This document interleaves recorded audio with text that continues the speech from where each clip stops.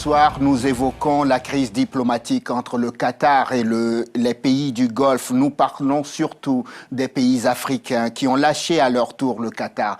Pourquoi ? Quelles peuvent être les conséquences? L'Afrique a-t-elle quelque chose à y gagner? Autant de questions, évidemment, que je poserai dans quelques secondes à mes invités. Bienvenue, nous sommes évidemment dans le Club de la Presse. Ces invités, je vous les présente. Joël Hazard, bonsoir.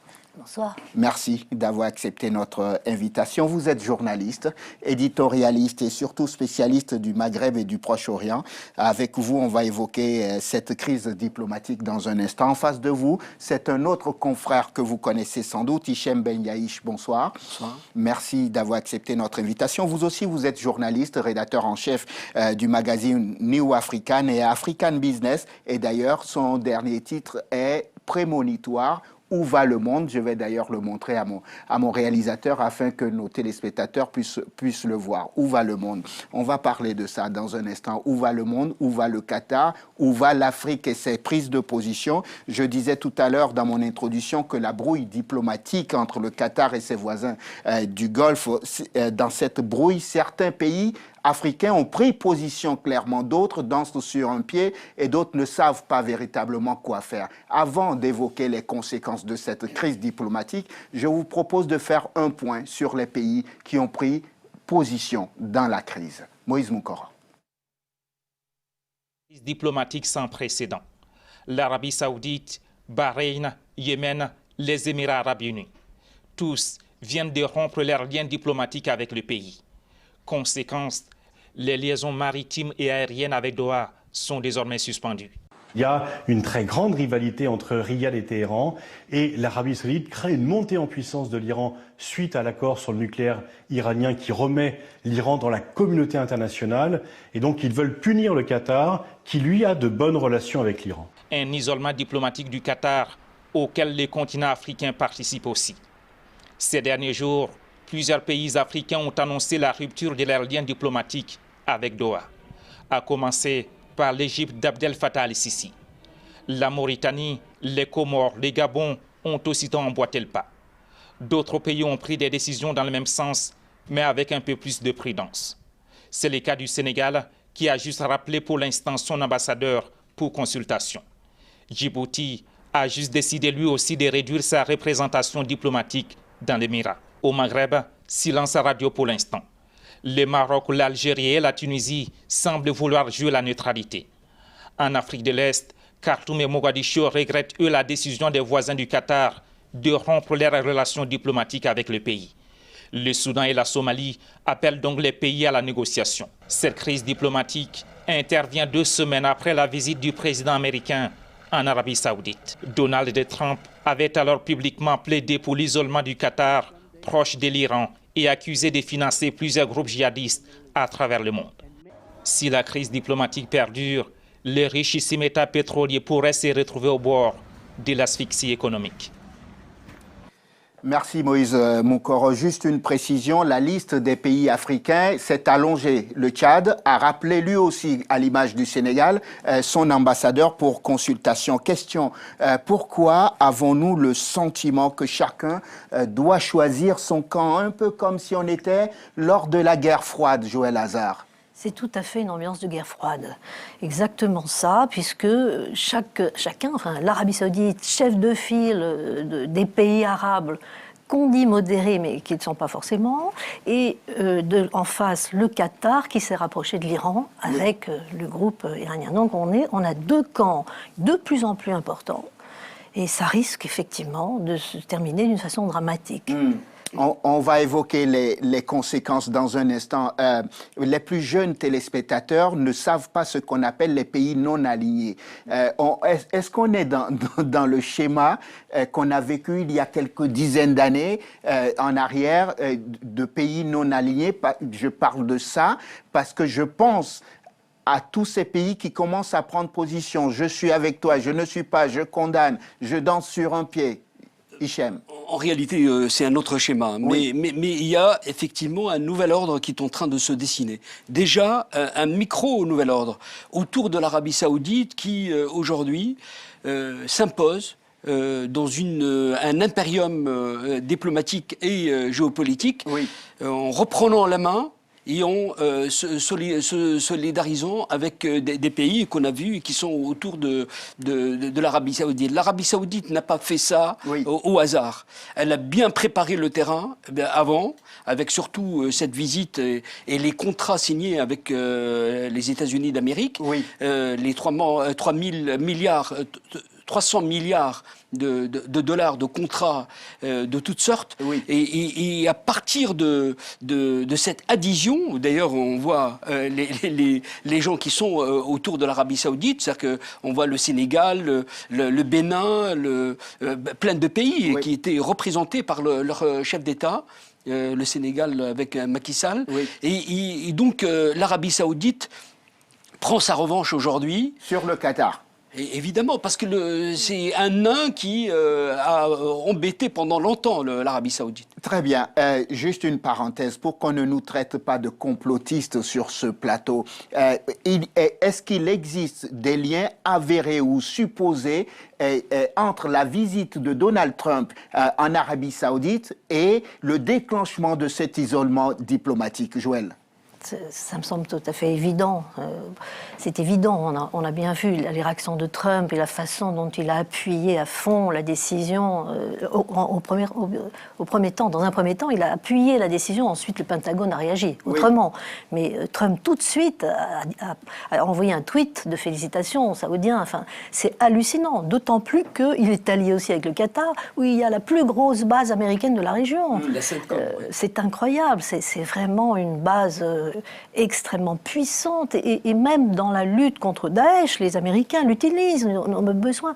Donc la façon dont Trump est allé là-bas et a appuyé à Bon, l'idée de Trump, c'était surtout de diaboliser l'Iran. Hein, donc il a tout fait pour pousser les Saoudiens à cet effet. Même s'il y avait une préparation de long terme, les Saoudiens ne font rien sans demander à Washington, on le sait depuis longtemps. Et donc ils ont utilisé... Le royaume, je parle du royaume, pas de... Ils ont utilisé, ils se servent, vous dites qu'ils se servent du Qatar pour atteindre l'Iran. D'une certaine façon, oui, je pense. Si je suis un téléspectateur et que je nous écoute là, je me pose cette question et je me dis, à quoi jouent les Américains? Trump. Il joue l'America first. C'est évident. Et surtout avec un homme comme Trump. Mais ce qu'on oublie en fait de dire, c'est que réellement aujourd'hui il y a un niveau d'analyse qu'il faut, après la destruction de ces dernières années d'un certain nombre d'États au Moyen-Orient. Donc depuis 2011, depuis le printemps arabe et maintenant, on s'achemine vers la fin de Daesh dans la région avec les attaques contre Raqqa et Mossoul. En réalité, il y a un nouvel ordre nouveau qui s'installe au Moyen-Orient à travers un axe sunnite. L'Arabie Saoudite aujourd'hui s'autorise, après la réunion en Arabie Saoudite autour de... Le sommet auquel des pays africains et les États-Unis ont participé. Absolument. C'est une façon de reprendre la main et d'être ce qu'on appelle au cœur de l'axe de la diplomatie de la région. Et je pense que le deuxième niveau, c'est cette guerre totale entre sunnites et chiites et l'antagonisation qui est en train de se dérouler devant nous va avoir des conséquences redoutables. On pourrait faire une émission de 2 heures sur la guerre entre les sunnites, les chiites, le wahhabisme à l'intérieur même, etc. Mais ce n'est pas le sujet de cette émission. Il y a une autre question en préparant cette émission, c'est est-ce que les accusations utilisées contre le Qatar sont des accusations avérées? Quand on dit que le Qatar est isolé diplomatiquement désormais comme le vilain petit canard parce qu'il abriterait des terroristes, est-ce que les raisons évoquées sont, de vraies raisons? Tout ça est très compliqué, enfin, sans doute, comme le Moyen-Orient. En tout cas, il y a eu les fake news, hein, vous savez, là, sur les fausses informations qui ont été divulguées par l'agence qatari, l'agence de presse qatari, qui probablement sont des fake news. C'est ces informations qui prêtent à l'émir Tamim des propos pro-Iran, pro-frères musulmans, etc., etc. C'est vrai que le Qatar... Attention, le Qatar, effectivement, abrite les responsables du Hamas, du Frère musulman. Le Qatar a été l'endroit où se sont réfugiés tous les chefs des mouvements islamistes. Oui. C'est vrai tout ça. Mais est-ce que le Qatar a décidé seul ? C'est une question que je pose, hein. Je ne veux pas faire de théorie du complot. Est-ce qu'il a décidé tout seul de recevoir un tel, un tel, un tel ? Bon, question.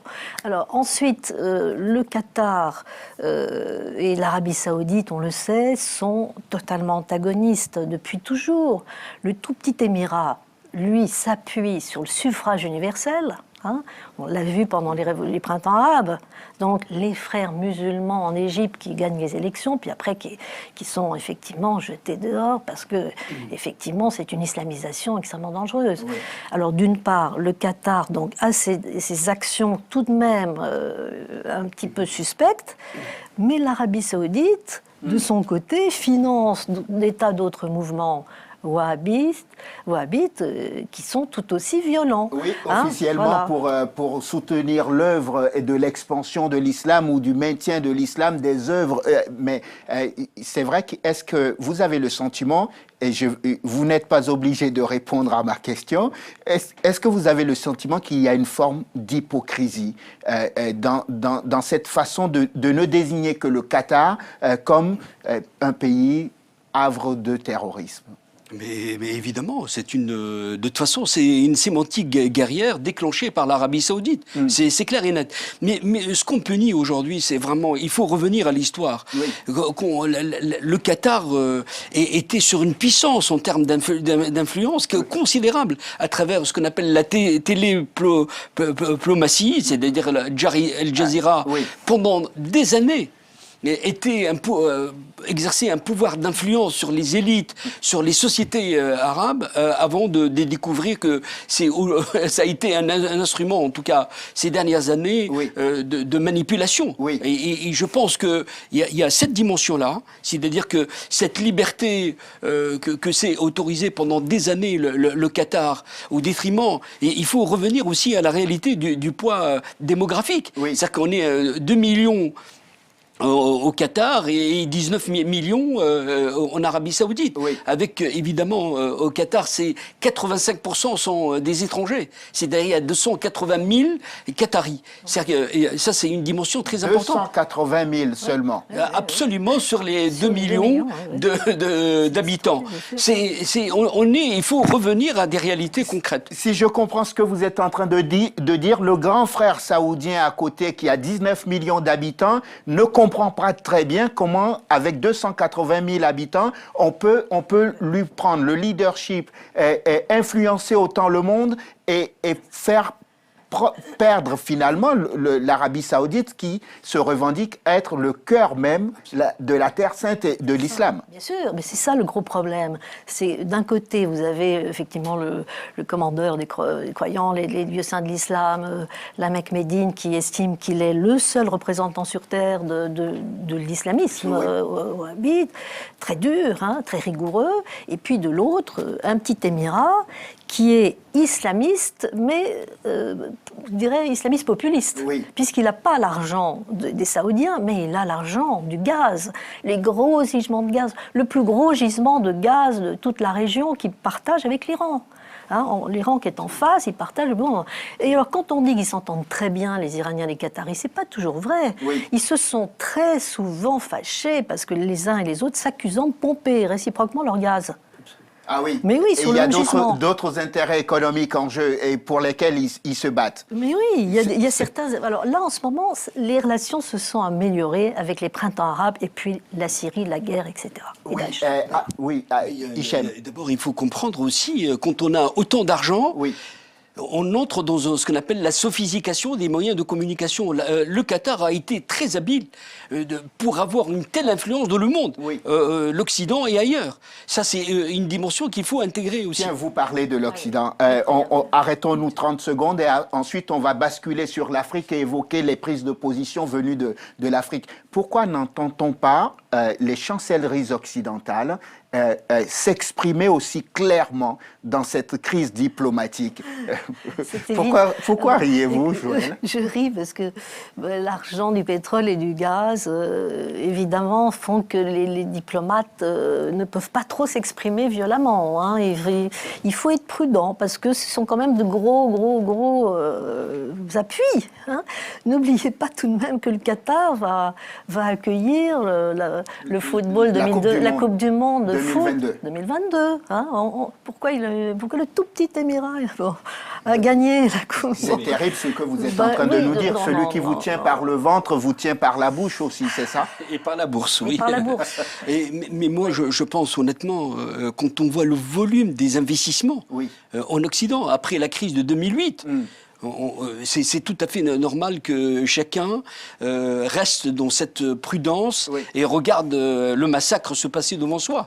La question aujourd'hui, c'est que, et ça c'est la sophistication de l'analyse, c'est-à-dire qu'on laisse d'abord les acteurs s'entretuer, régler leurs comptes. S'entretuer entre guillemets, évidemment, c'est-à-dire que et après, celui qui va émerger, on va pouvoir établir le dialogue et afficher son discours à son égard.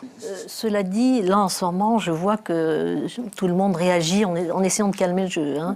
Vous avez vu, y compris notre président qui a reçu le ministre des Affaires étrangères saoudien et tout le monde essaie de calmer le jeu. C'est vrai que l'histoire des frères musulmans, du soutien aux frères musulmans, ça, et au mouvement, à certains mouvements islamistes, ça, tout le monde est contre, enfin l'Occident surtout, et aussi en Russie, tout le monde est contre. Donc là, il y a de plus en plus de réactions en disant aux Qataris, allez, il faut se calmer, aux Saoudiens, calmez-vous. Il faut éviter ce qui risque de se passer, parce que là, ça risque quand même d'arriver si on ne calme pas le jeu. Hein, ça risque quand même d'arriver si on ne calme pas les jeux. Ce sont les conséquences qu'on évoquera dans un instant. On a vu que dans cette crise diplomatique entre l'Arabie Saoudite, les pays du Golfe, les États du Golfe et le Qatar, d'un côté, il y a des prises de position venues du continent. Il y a des pays, alors on va faire cas par cas très rapidement pour que les gens comprennent. Il y a des pays comme le Sénégal, par exemple, comme le Tchad, qui se sont contentés de rappeler leurs diplomates. Et il y a des pays qui ont eu des positions très tranchées, l'Égypte par exemple, en disant « nous, c'est fini, on arrête tout avec vous parce que vous êtes des voyous, etc. etc. » Et puis il y a ceux qui disent « quand même, vous pouvez vous entendre, etc. » Quel est l'intérêt des pays africains de prendre position dans cette affaire, Hichem? En tout cas, le réalisme commande d'agir en fonction aussi de ses intérêts. Oui. Les pays africains, malheureusement, ils risquent d'être des otages de cette guéguerre entre l'Arabie Saoudite et le Qatar. Quand on voit le pouvoir d'influence et le pouvoir économique, en tout cas depuis 2008, il y a un redéploiement financier sur l'Afrique qui est absolument considérable, à travers les fonds souverains et à travers des investissements, et un pouvoir d'influence aussi à travers la finance islamique. Je vous donne un exemple. La banque panafricaine Ecobank est détenue à 18% par le Qatar National Bank. C'est-à-dire que il y a les terres arables, il y a plein d'intérêts que ces pays, en tout cas le Qatar, a des intérêts en Afrique subsaharienne. Et cette diversification, aujourd'hui, trouve véritablement ce choc. Et il doit affronter le réel pour pouvoir en sortir indemne. Vous dites que c'est de la réelle politique. Et désormais, ils tiennent compte non seulement des intérêts économiques du Qatar dans leur propre pays, des relations qu'ils peuvent avoir, ce qu'ils peuvent gagner de l'autre côté avec les Saoudiens pour se positionner les uns les autres. Pourquoi n'entend-on pas clairement, évidemment on a vu 2 communiqués de l'Algérie, la Tunisie qui regrette aussi, pourquoi n'entend-on pas clairement les pays d'Afrique du Nord prendre position dans cette crise? Parce que les pays d'Afrique du Nord ne sont pas toujours d'accord avec le gardien des lieux saints qui est l'Arabie Saoudite. Hein. Ils ne sont pas toujours d'accord. L'Algérie soutient plutôt dans l'histoire de la lutte anti-Daesh en Syrie, est pas loin de considérer que l'Iran a aussi, d'une certaine façon, un peu raison. Oui. Hein, voilà. L'Algérie est un petit peu prudente. Le Maroc, vous connaissez les relations entre le Maroc et l'Arabie Saoudite. Le Maroc, lui aussi, hein, c'est une monarchie, hein, aussi, qui est très importante au plan de l'islam.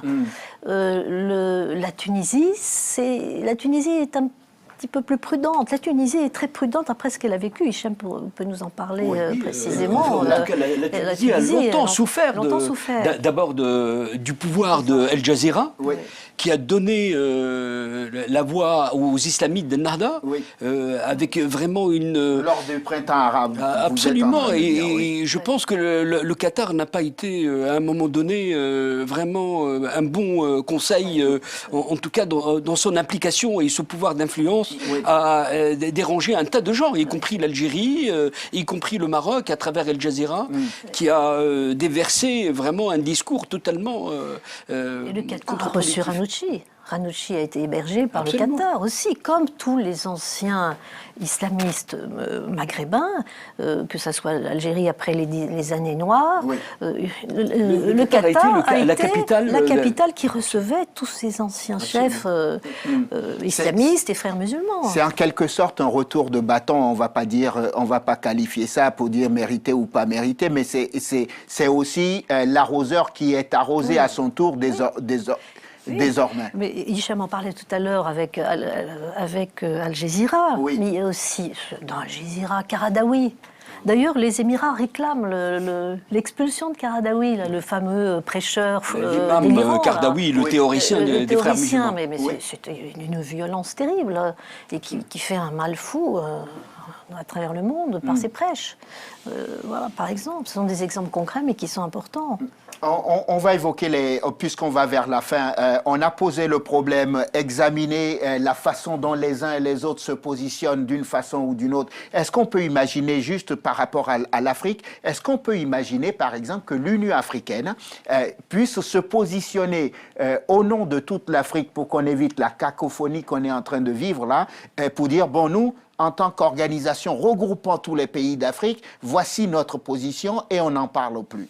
Il serait impensable. Moi, je connais cette institution, et d'ailleurs, celui qui la préside, et c'est l'ancien ministre des Affaires étrangères du Tchad. Moi, d'abord, l'Union africaine n'a pas... Moussa Faki Mahamat. Absolument. Et n'a pas les moyens, d'abord, de prendre position affichée et clairement définie, parce que le budget de l'Union africaine est tenu, autre paradoxe, financé par l'Union européenne à 85%. Donc, la prudence va commander d'abord les attitudes et le comportement des uns et des autres. Mais ce qui est terrible, peut-être les Africains, par un acquis de sagesse et par lucidité, vont essayer de réconcilier, en tout cas de calmer le jeu, de calmer le jeu à minima.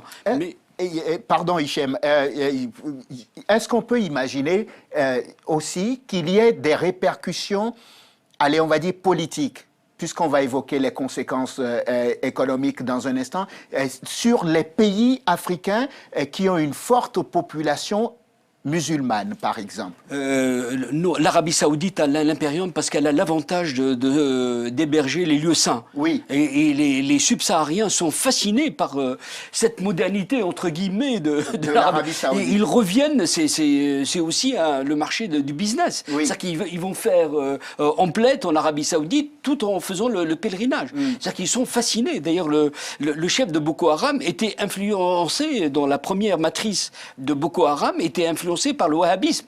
Donc, en réalité, les Africains vont vont rester dans le giron de la prudence et surtout de l'influence de l'Arabie Saoudite. Quand on évoque une crise diplomatique, Joël Hazard, les téléspectateurs que nous sommes, en général, nous ne comprenons pas très bien quelles peuvent être les vraies répercussions. Nous voyons juste des ambassadeurs ou des représentations diplomatiques des ambassades fermées et les diplomates rentrés chez eux.